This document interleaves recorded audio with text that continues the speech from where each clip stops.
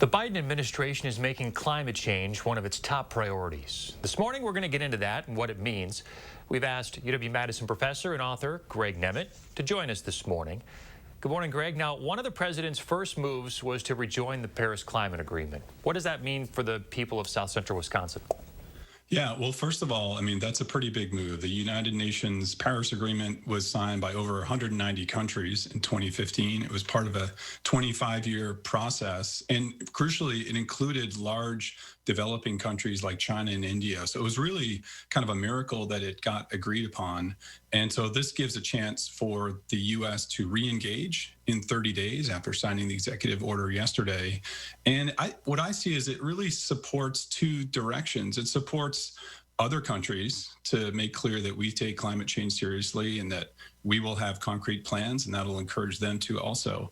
But then it also supports state and local efforts to deal with climate change, which have been very active under the Trump administration, including in Wisconsin. So, for example, the governor has 100% clean electricity plan for 2050.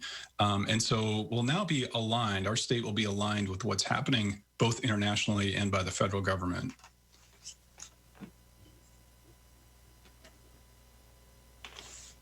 Job losses, and it would hurt the U.S. economy.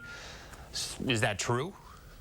Well, that's been the concern for the 25 years that we've talked about climate change. It's always been pitted as a trade-off between the economy and the environment.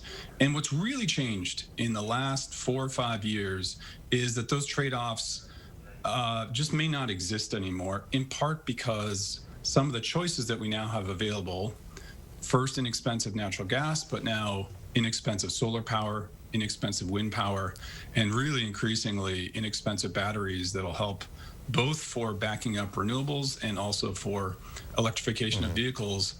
Those are all becoming better and cheaper and higher performing. And so it's much harder to say that there's an economic trade-off between dealing with climate change and the economy. And so because all of those things, starting to install solar panels, installing wind turbines, all the infrastructure that goes behind it, the electronics, all of those things require entrepreneurship, require jobs, and require companies to get busy and invest. All right. And so at this point, it's much harder to say that there's a trade-off. It is true, though, that we'll take change and investment to make, to achieve some of these targets. So there's a lot of work involved, but it's not a negative thing for the economy. What's really negative is to let climate change just happen and see what happens to our agricultural sector and our infrastructure and other things that come with a hotter and more wetter environment in our state. All right, Professor Greg Nemet with UW-Madison.